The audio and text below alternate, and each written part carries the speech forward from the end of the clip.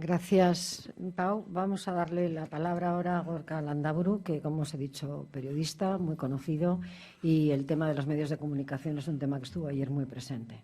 Gorka, adelante. Egunon, gracias por la invitación. Jacques Delors, que sin lugar a dudas ha sido, para mí, el mejor presidente de la Comisión que hemos tenido. Después vinieron los Barrosos y compañía, en fin, el que más, los que permitió un avance importante, no solamente él, sino con los países y los líderes. Yo siempre suelo decir, Europa también va como la política nacional de todos los países, va a su ritmo. Y cuando hablamos de los años 80, veíamos en Europa quién mandaba en Europa. Pues estaba Mitterrand en Francia, Helmut Kohl, Felipe González, inclusive la Margaret Thatcher, aunque venía a trastornar las reuniones de la Comisión. Pero era Margaret Thatcher. ¿Y qué se hizo en ese momento de los años 80? Pues se fue hacia el euro, se fue hacia Schengen, se fue una relación, un avance muy importante en Europa. ¿Quién era el presidente de la Comisión que coordinaba y que hablaba con todos, impulsaba todo eso? Era Jacques Delors. Y hay que recordarlo, porque después que vino, nos vinieron los Sarkozy en Francia, José María Aznar, el que vino en España, Berlusconi, y eso fue la realidad. Y ahí hubo un freno. Pero ya habíamos entrado en el euro, menos mal, y en otras cosas. Pues Jacques Delors, cuando se le preguntaba a ver qué pensaba del federalismo, su contestación era muy clara, y es, porque todavía vive, decía, es un sueño muy bonito. Y ese es el sueño.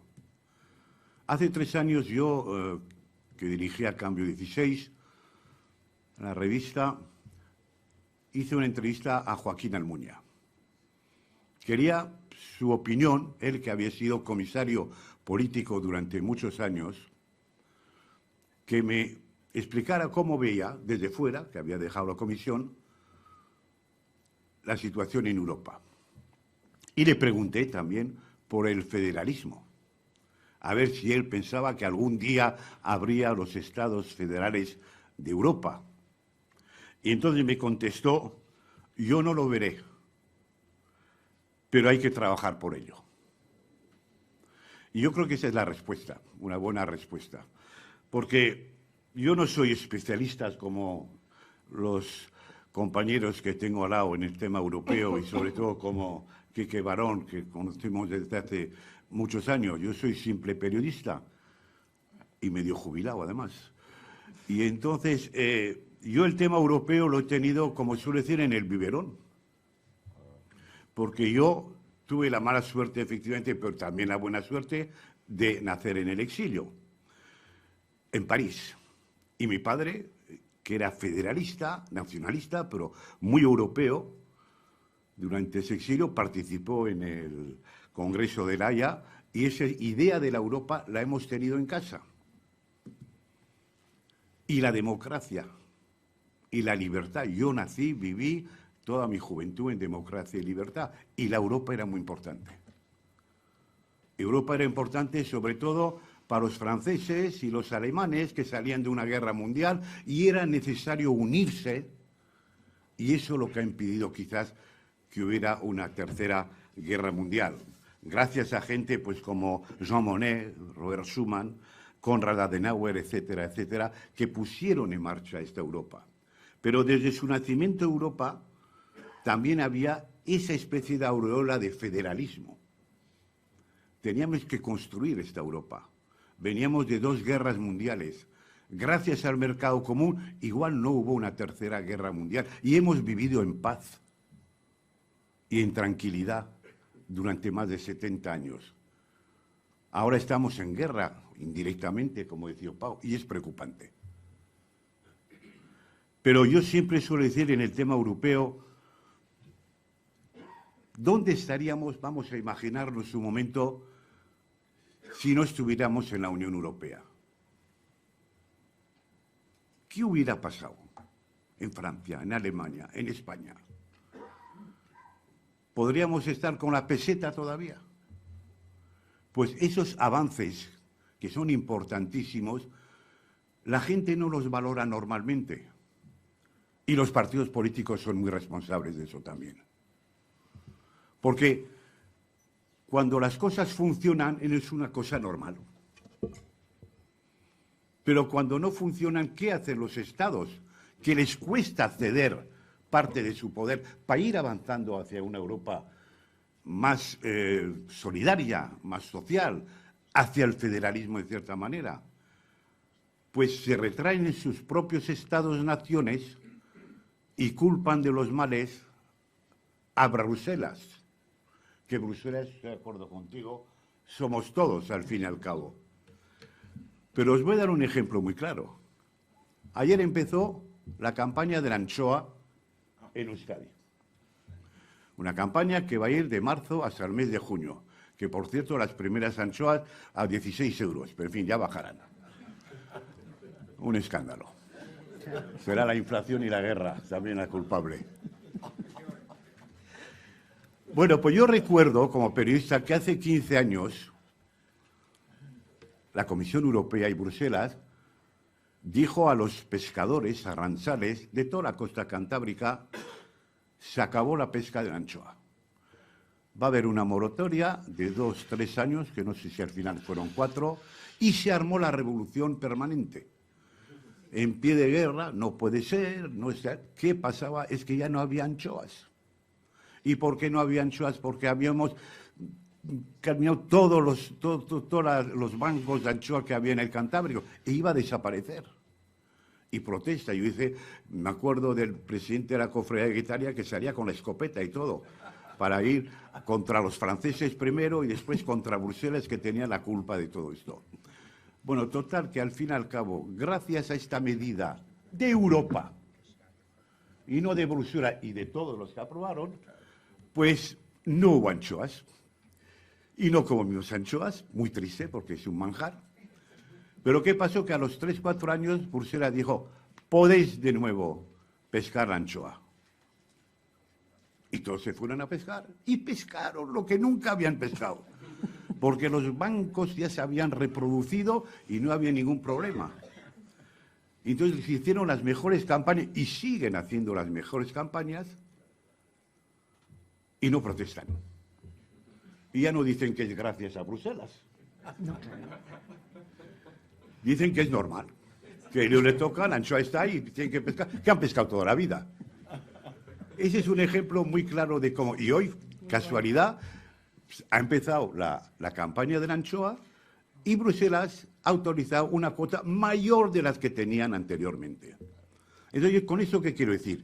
De que todo lo que es negativo, la culpa es de fuera, eso pasa también en los estados. Y todo lo que es positivo, es normal, es mío. Entonces, estamos en una situación, yo a nivel periodista, como sigo de muy cerca todos los temas europeos y por razones familiares que sabéis vosotros también, me preocupa. Pero también veo pasos positivos. Yo siempre veré la botella media llena que media vacía. Porque tenemos que mirar ese futuro. Ese futuro se va construyendo y va a depender de nosotros.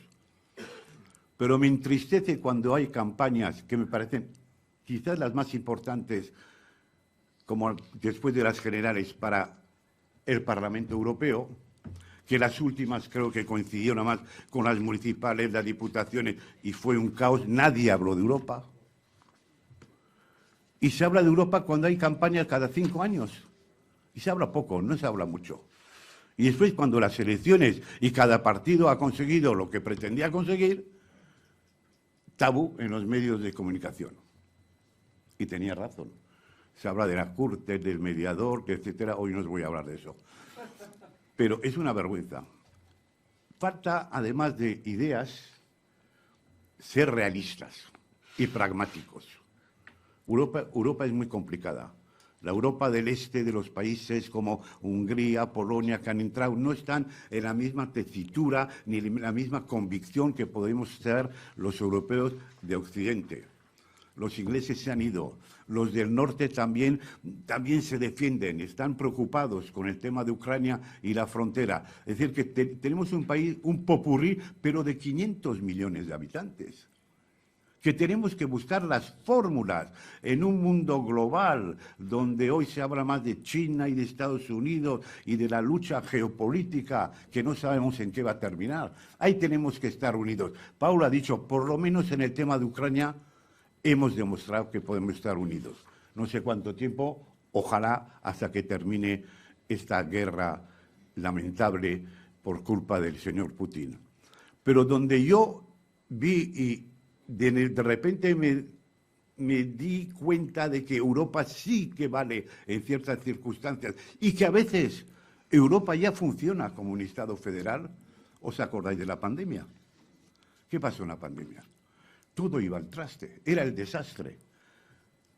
Y desde Bruselas, que tanto llamamos de Bruselas, pero con los países que lo componen también, pues se dijo, no señores, aquí vamos a llegar a un acuerdo sobre las mascarillas, porque si no va a ser el caos. Y vamos a comprar las vacunas y las vamos a distribuir para todos los países miembros. Y a financiarlas. Y a financiarlas. La investigación. No, por supuesto, y a financiarlas. Eso es, y funcionó. Y eso, pues como ciudadano, no de Euskadi, ni de Zarauz, donde vivo, de europeo, que me siento europeo fundamentalmente, ojalá tengan un DNI europeo y no el francés y el español y el vasco, los que quieran poner, pero un europeo, ese es el que me vale a mí. Entonces me di, pues, hay futuro. En una situación dramática, etcétera, Europa supo responder debidamente. Y en el tema de la guerra también. Pero la gran reflexión que me hago como periodista es decir, bueno, es verdad que cuando las cosas van bien, estamos contentos, ahora estamos preocupados, la crisis está encima, la guerra afecta, las materias primas, la inflación, elecciones, la política, el nivel político es lamentable, inadmisible, lo que estamos viviendo en el Parlamento español, en muchos países, en Francia tampoco la cosa está que brilla, en Italia qué decir, en Alemania, bueno. Pero, ¿cuál es la responsabilidad? Yo creo que aquí hay una cosa en la cual todos somos culpables y todos somos responsables. Vamos a empezar por los partidos políticos, que solo se ocupan de Europa cuando llegan las elecciones para tener sus europarlamentarios. Soy duro, pero lo digo sinceramente. Unos se ocupan mucho más y otros menos. No quiero generalizar, pero es cierto, después desaparece el tema europeo. Solo los pobres que están en Bruselas o en Estrasburgo intentan poner la pata, pero los medios de comunicación, que son los máximos responsables, no reflejan el tema europeo. Hay una labor pedagógica importante que hay que hacer.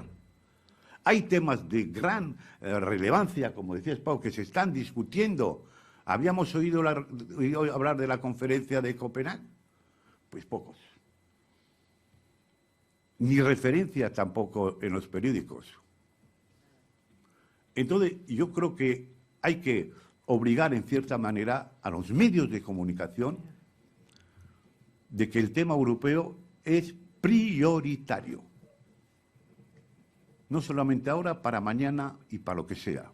Más Europa, más educación, más información. Yo pondría como materia obligatoria, que en Francia teníamos instrucción cívica, instrucción cívica, la mayoría que íbamos a la escuela pública, que eso es otro tema, sobre todo pública y privada, porque no vamos a dejar, no podemos mezclar todo a la vez. Lo va a dejar los curas y los demás, y etcétera. Pero en fin, en Francia sí que existe la escuela pública desde Jules Ferry, y entonces nos daban instrucción cívica, que era el comportamiento moral o cómo teníamos que componernos en la vida. Pues ahí yo metería Europa. Una materia de Europa, desde los 10 años o lo que sea, en los colegios, en los institutos, en las facultades, en la universidad, para explicar a la gente qué es Europa, porque la gente no sabe ni cómo funciona, ni quién manda en Europa. Entonces, esa es la labor pedagógica que me parece importante, que hay que dar como gran primer paso. incluir el tema europeo, porque nos concierne a todos en el tema de la escuela. Yo no quiero alargarme, pero simplemente he dado otra perspectiva. Evidentemente que necesitamos más Europa. Evidentemente que no se construye de la noche a la mañana. Llevamos más de 70 años. Evidentemente que ha habido más éxitos que fracasos. Y que Europa, lo que se hace desde el Parlamento Europeo hasta la Comisión o en el Consejo, son cosas que nos atañen a la vida. No solamente en el tema de la anchoa, pero en muchos más aspectos. La libre circulación, el comercio, el ejército europeo. Hay que hablar sin ambigüedades. No, es que Europa, después de la guerra, Alemania y tal, pero el ejército no es para hacer la guerra, es para conservar la paz. Es para defendernos y tener paz. Y es un tema muy serio. Y algunos sacarán la pancarta de guerra, no, guerra sí. Yo lo puedo entender, también tenía esas posturas. Pues yo, por ejemplo, cuando vine a España en el año 72 y hubo el referéndum de la OTAN, yo como venía de París y muchos amigos míos y tal, yo voto no y no a la OTAN. Yo voto sí a la OTAN. Y soy pacifista. Porque siendo pacifista sí hay que votar, porque es un tema de autodefensa. Y después, pues, ¿qué se puede hacer? Pues yo creo que hay que seguir hablando, hay que tener mucha pedagogía, hay que salir a la calle, no simplemente tener los documentos que son los más importantes, valorar, hay que ser realista y plantear, yo no sé, no tengo por qué decir, pero a corto plazo las elecciones, ideas concretas, 4 o 5. Eso es lo que nos jugamos el futuro. Entonces, a partir de ese momento, yo creo que lo que habéis hecho aquí me parece muy interesante, hay que multiplicarlo, pero hay que llevar Europa a todos los centros educativos. Hay que llevarlo también a los agentes sociales. Porque, al fin y al cabo, yo siempre digo, si volvemos para atrás, no vamos a ninguna parte. Estamos obligados a seguir. Yo no sé si habrá, en el tema de defensa veremos, por ahora ojalá no, pero en el tema de, ya habéis hablado aquí, yo también, pues el tema del veto, eso tiene que desaparecer, porque es un freno para nuestras instituciones. Habrá que buscar la fórmula hace tiempo para que el señor Orbán no plantee una negación de un avance social europeo que tenemos que trabajar, en una Europa fiscal europea que tenemos que trabajar. Eso es muy importante. Entonces, ¿qué es lo que se puede hacer? Pues lanzar esos mensajes, convencer a la gente efectivamente que estamos en esta situación y que la Europa seguiremos construyéndola y la construirán nuestros hijos y seguirán construyendo nuestros nietos, pero que no tenemos otra alternativa. Si queremos sobrevivir en este mundo, que no sé lo que será dentro de 20, 30, 40 años, con el cambio climático, ojalá haya menos guerras y ojalá tengamos un peso específico, tenemos que tener Europa en el mundo internacional. Y hemos perdido mucho tiempo en este terreno, que hay que recuperar. Y no solo está Estados Unidos, está China, pero tenemos que estar los europeos ahí. Y esa es la gran apuesta.